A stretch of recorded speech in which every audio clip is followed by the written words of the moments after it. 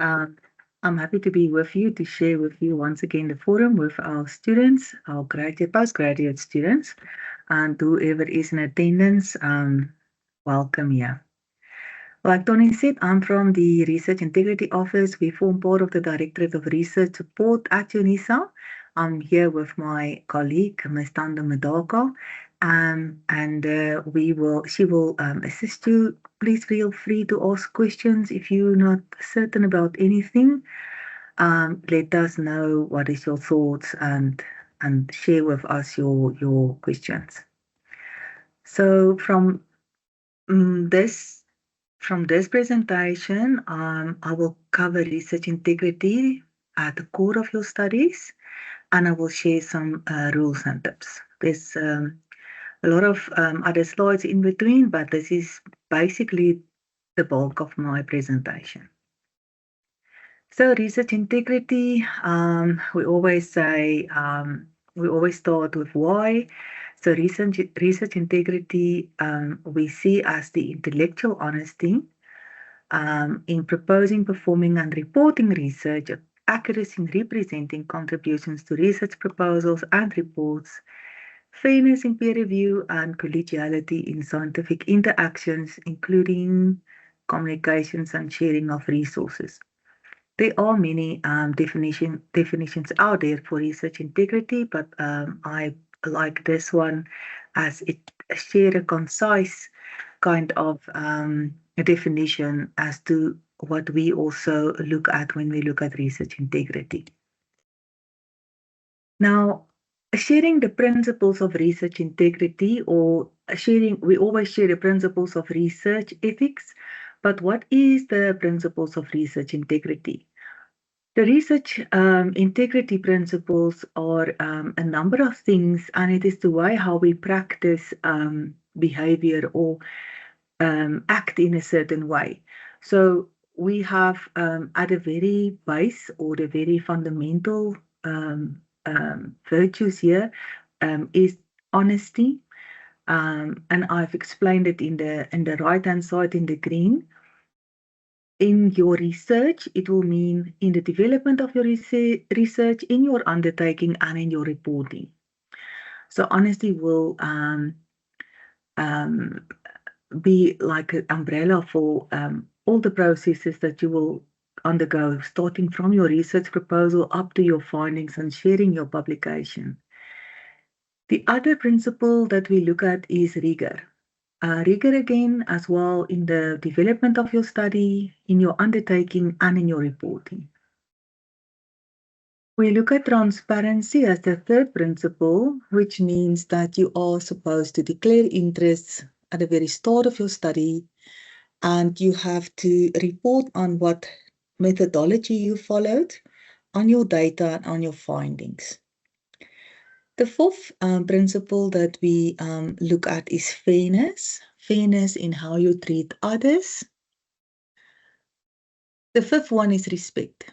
Respect with regards to the research participants in your study, the wider community, animals, and the environments that your research will, that you will find yourself practicing your study or doing the research in your study. The next one is recognition. Recognition is a principle of research integrity, which we deem as considering the rights of persons, other laws and guidelines about your study that you need to take into consideration when you plan your research. If you are studying in another country, for example, you will have to consider those laws, and also with regards to the rights of persons, how will you include them in your study, and how will you consider certain rules of engagement in those societies? And then accountability, again, is like a golden thread, like honesty and rigor, which is part of your development of your study, the undertaking of your study, and the reporting side of your study.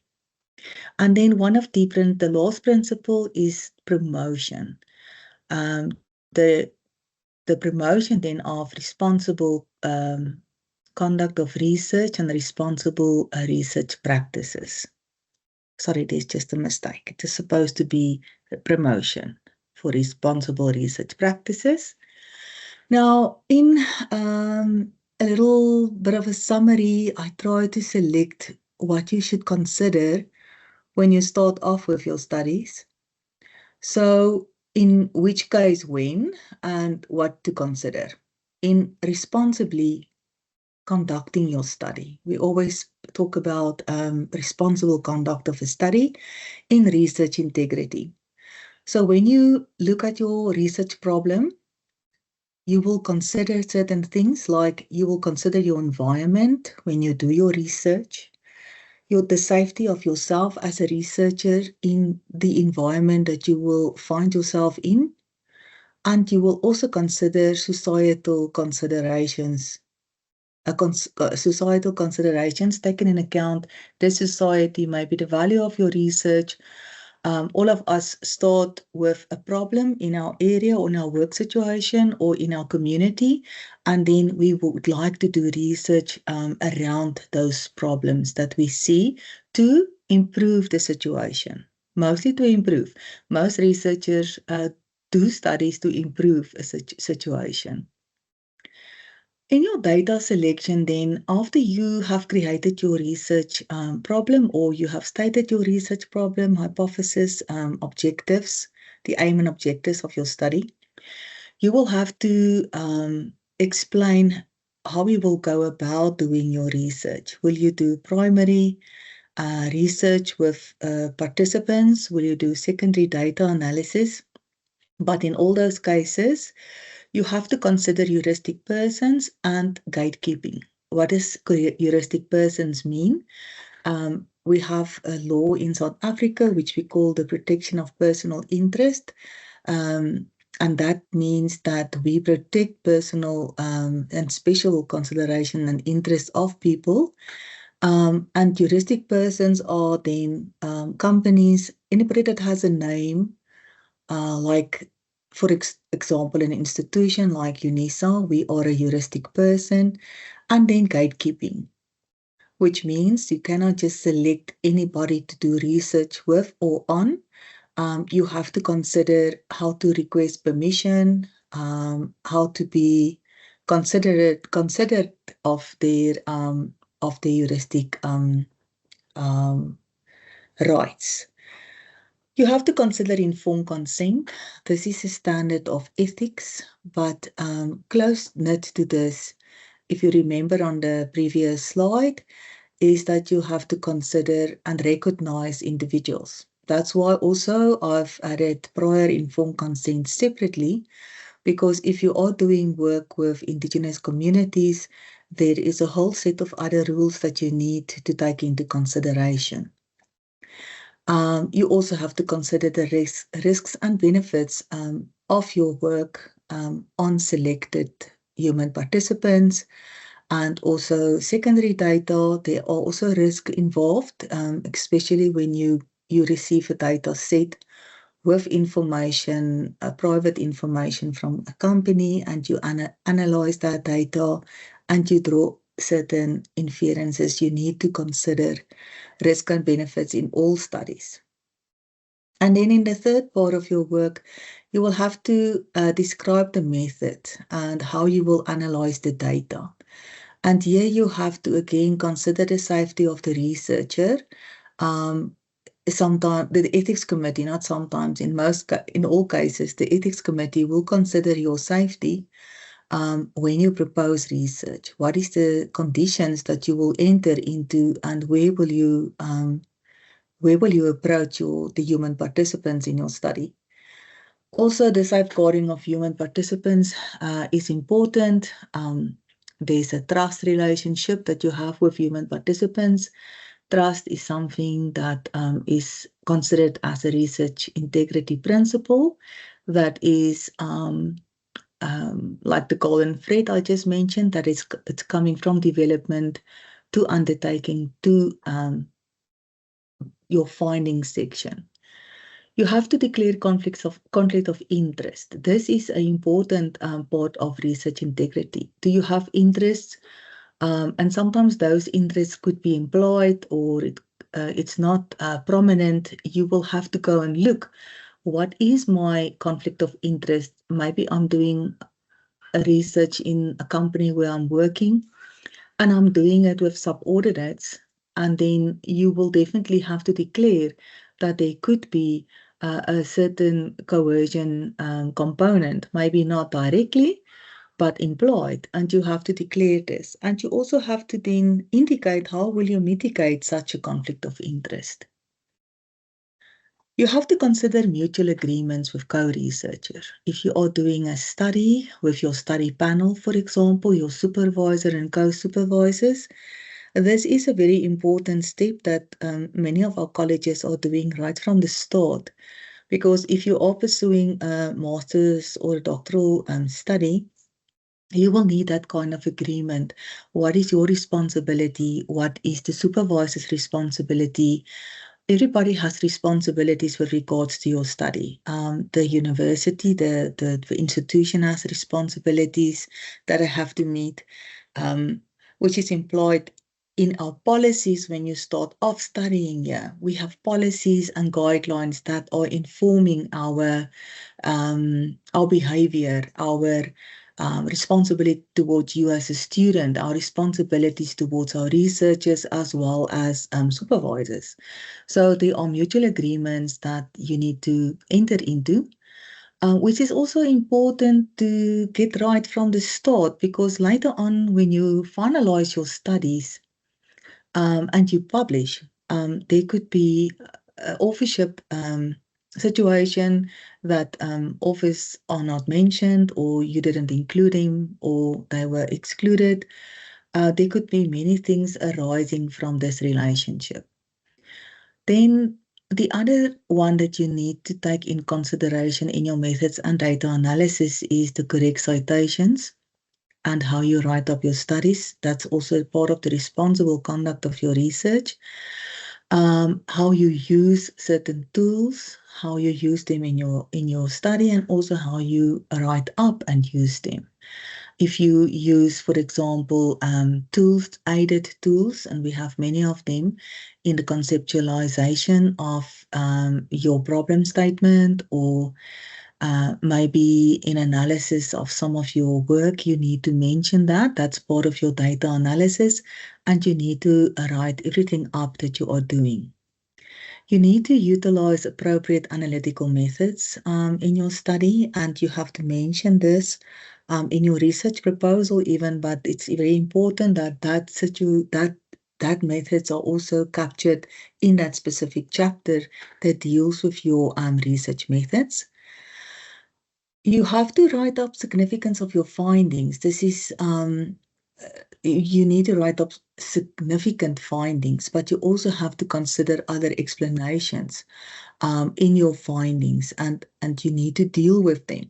So outliers, for example, you cannot just ignore them because maybe they're only one in a spectrum of 100 responses, but there should be a room in your write-up that you always consider that principle of honesty, that element of honesty that you must have while you undertake your research and when you write up your research. In the reporting section then of your study, communication is very important. Communication is always important. Even if it's not in your study per se, you will have to go back to your participants. Your participants in your informed consent form, you will, for example, write that you will share the benefit of the study. You will share the findings of the study with them. And are you doing this or are you ignoring it? You have to provide adherence to Principle 7 of the South African Statement. I will show you what that means. This is just that in a nutshell, it means that you need to consider societal effects, societal risk, benefit, association of risk and harm to groups that you that's part of your findings that you could maybe expose if you do not consider being responsible in writing up your findings. And then your acknowledgement is important as part of a research integrity principle. It means that you should then obviously provide enough credit to your authors, as well as other people that maybe were instrumental in your study. Maybe somebody that you relied on with conceptualizing the work, or a peer reviewer, and you can use your acknowledgements page to do that kind of acknowledgement. When you publish, there is a website, Think, Check, Submit, where you can look at possibilities of publications and what you need to look out for. And there is something like predatory journals, which can take your money, but they are not recognized or accredited. So be careful with those ones. Get to know your librarian from the very start when you do your literature survey, and work with them up to the very end when you find out where you can publish in. And then research, storage, and records are very important. There are also situations where there are scientific misconduct during the study, and the ORI website can also assist you with how to deal with things. Maybe your supervisor has indicated that you can proceed, but without taking some things in consideration, and you didn't understand it well, and they can give you guidelines and tips how to deal with this.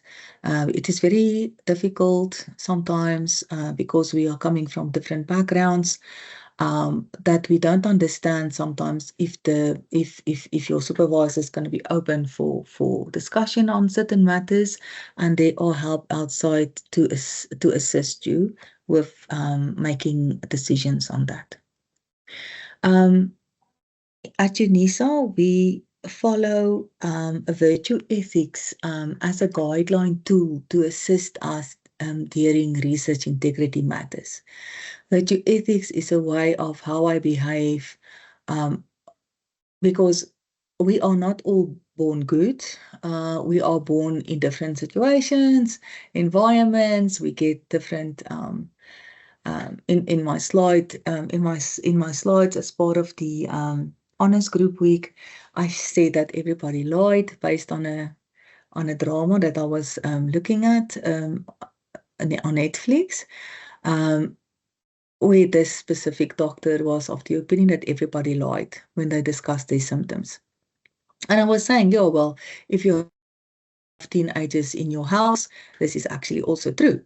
But virtues and norms can be taught and practiced, and you get better at them. So a virtue or the principle of honesty, all of these are also principles, but we call them virtues because they are virtues, and there are many of them. Virtues like honesty, for example, need to be actioned, and then that is what we call a norm. So with honesty, for example, I should credit all contributors, like we have discussed in the previous slide, who needs to get or receive acknowledgement for their work, their contribution in my study. The virtue of courage. Should I talk to my supervisor when something happened in the lab or in one of our discussions, or maybe feedback on my chapter that I received? That's not clear to me. And according to me, do not follow maybe honesty. Then do I have the courage to talk to my supervisor? How should I get this courage? The virtue of reliability, for example. If I am reliable, what is my action? I should do what I have promised to my participants by going back, for example, with my findings. And even integrity is a virtue, and we all know this one. There's a very popular meme, doing the right thing even when no one is looking. That is a core definition of integrity. What do I do when nobody is looking? So virtues and norms are something that we could grow to action. Now, just to give you a slide, it's important to always look at the difference. A lot of people ask, what is the difference between integrity and ethics then? Because some of the things that I've mentioned, like, for example, the informed consent, prior informed consent, gatekeeping, those are all part of your ethics principles as well. So integrity means doing research in ways that promote confidence in your results, the researchers, and the research community by adhering to professional standards. So all those principles that was discussed, like trust, rigor, transparency, those are principles that promote confidence in results.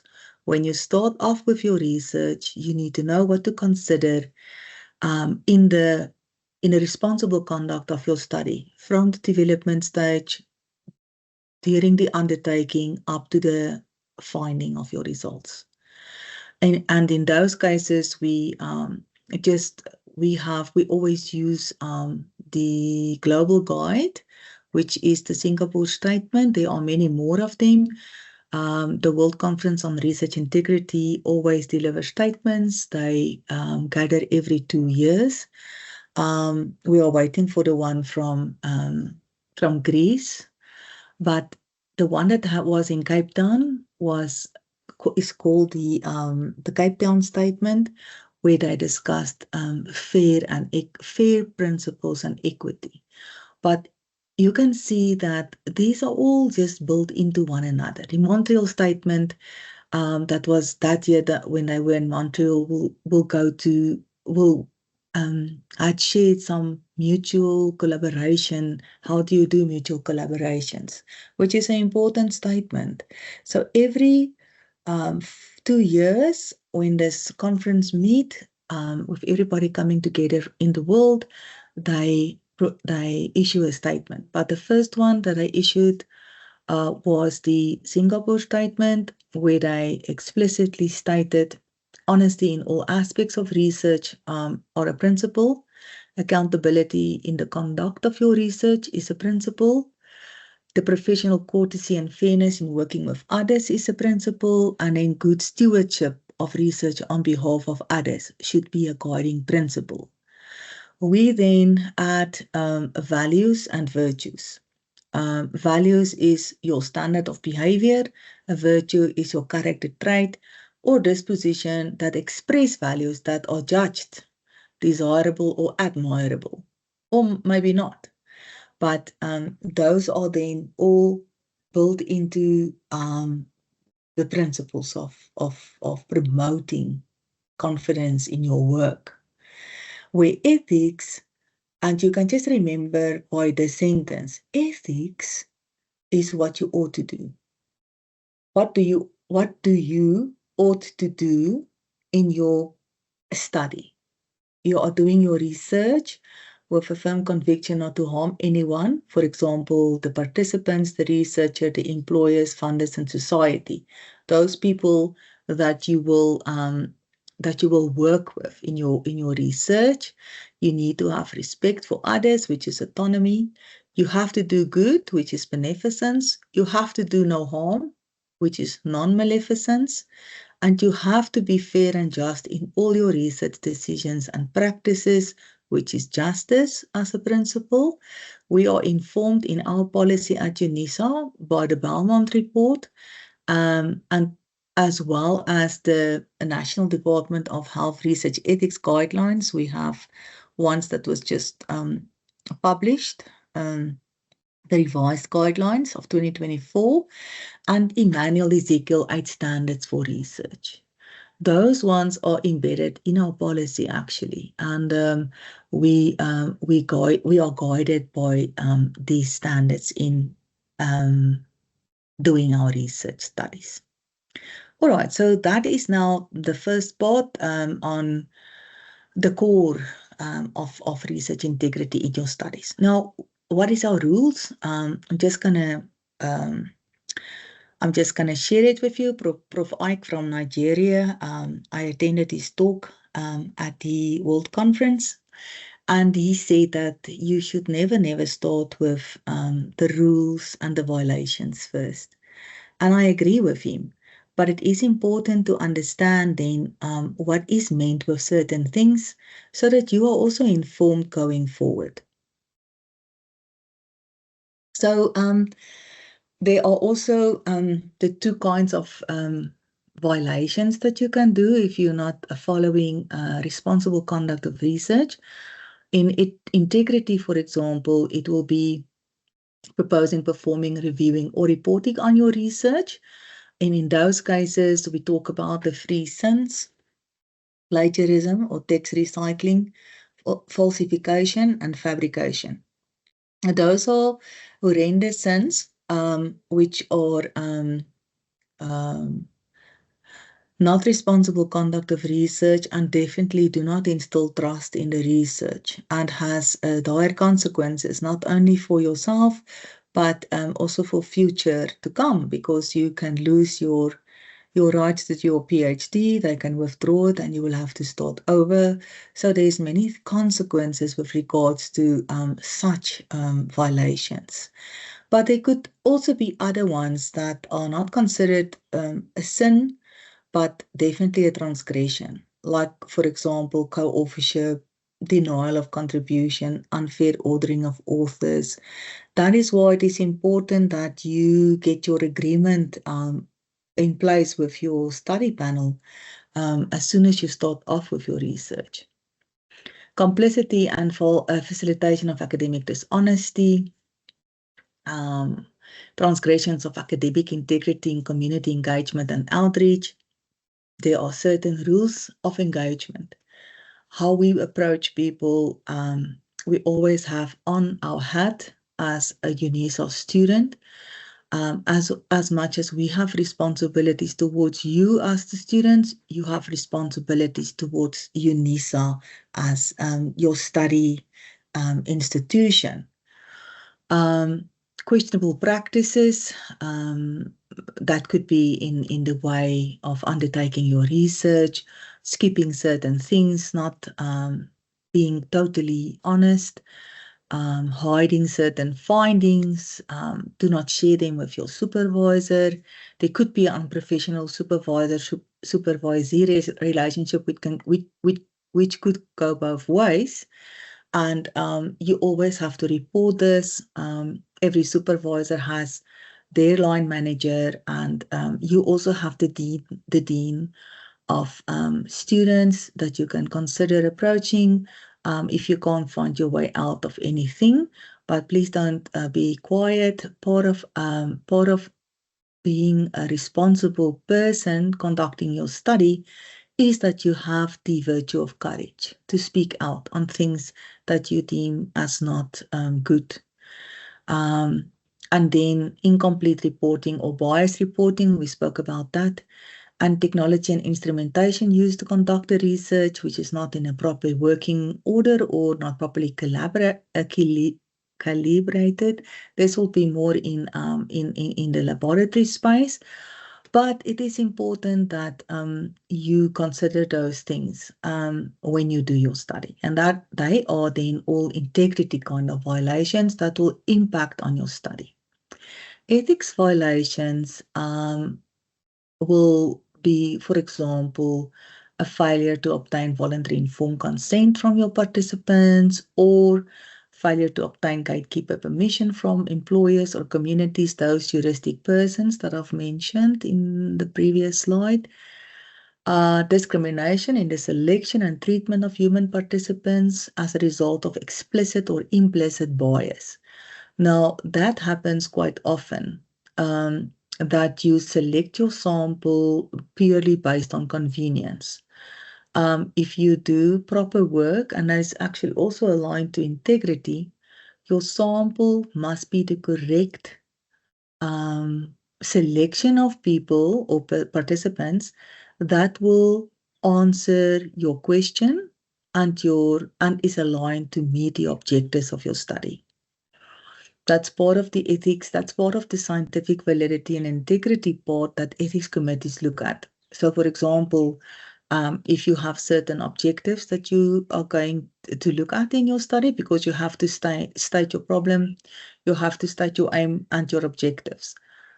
It is the work of the ethics, it is the work of the scientific committee as well. But if the ethics committee see that your research methodology and your sample size will not answer or will not be appropriate to meet your objective, this is actually unfair and unethical practice, because it relates back to the social value of your study, the trust.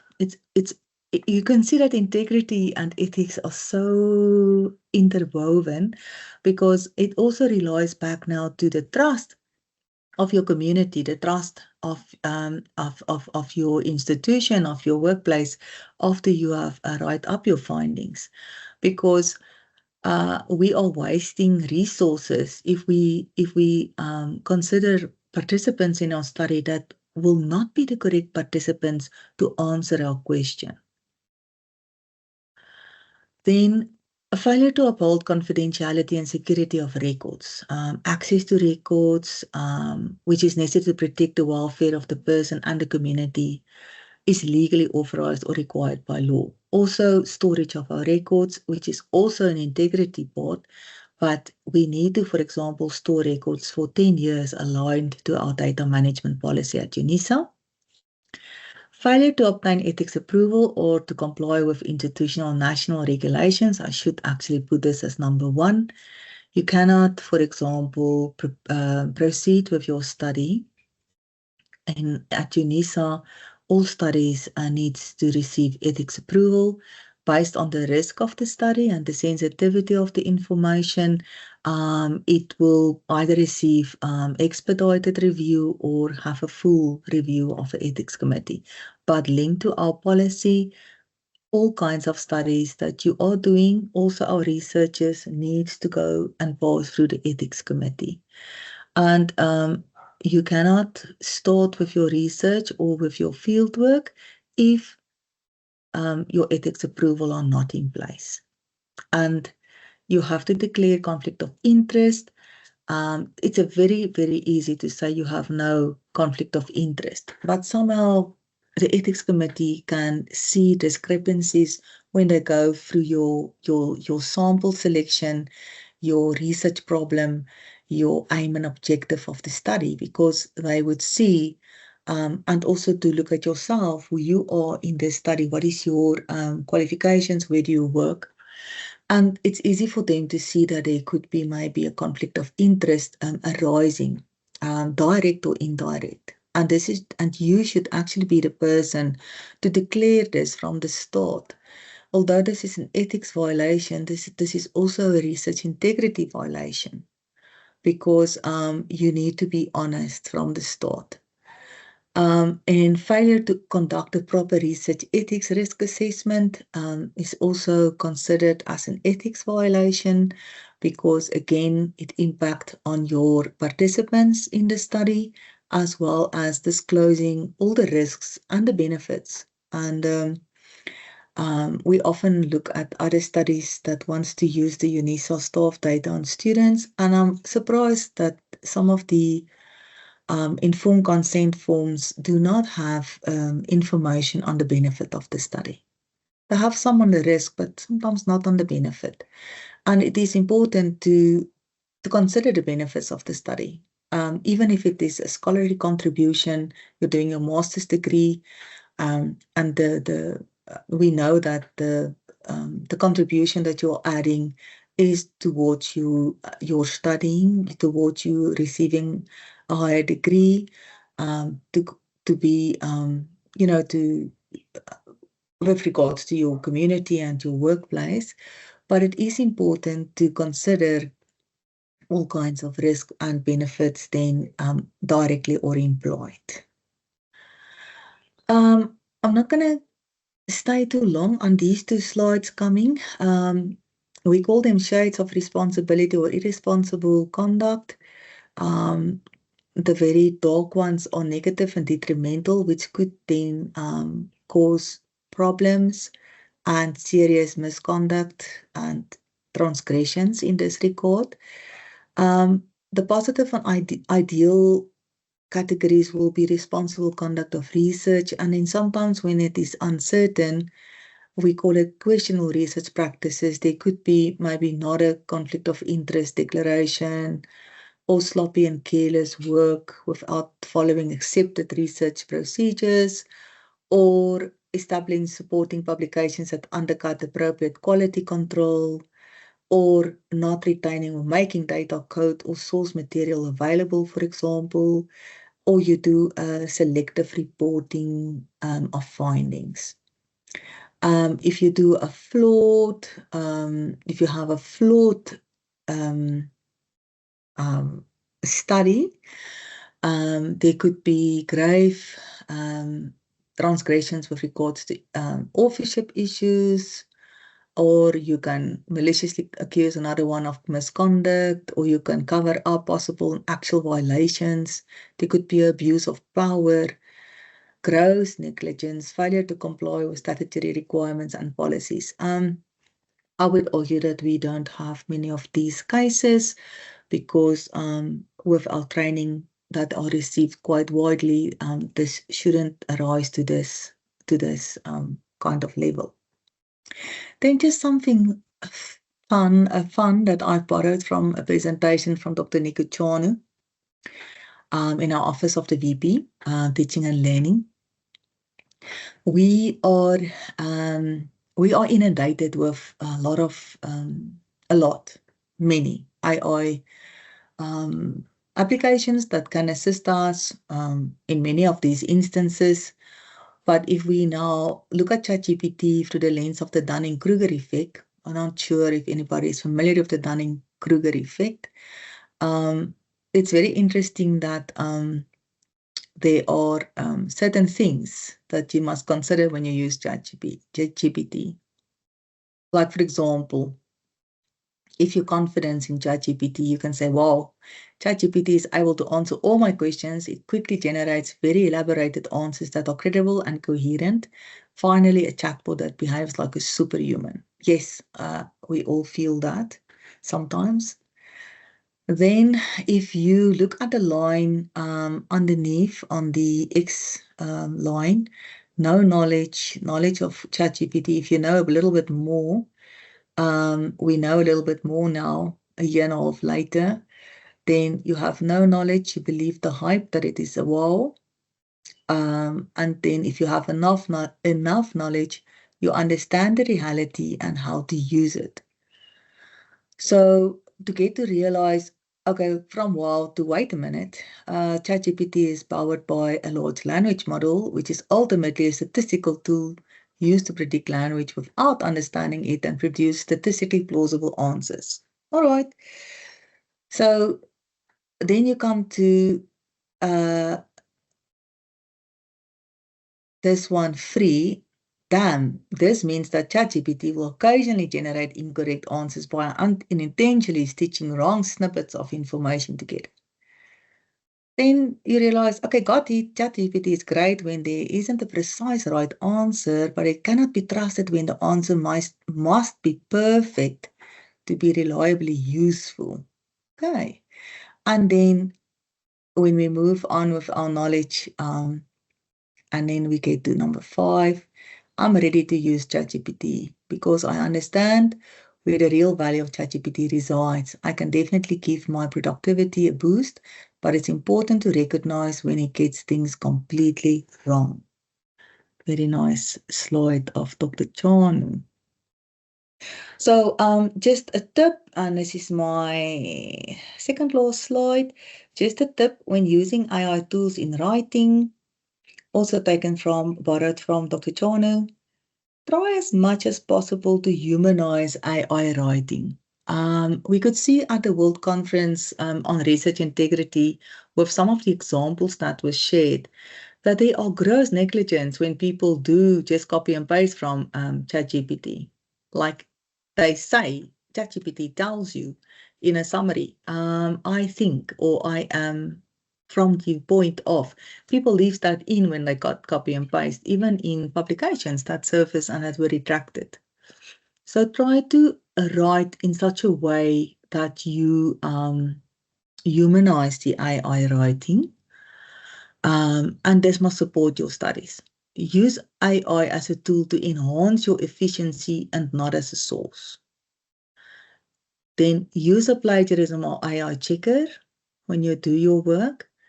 Thoroughly review and edit your work. So you have to be a critical reader. And a golden tool is actually to ask a peer reviewer or somebody that's working with you or studying with you to look at your work.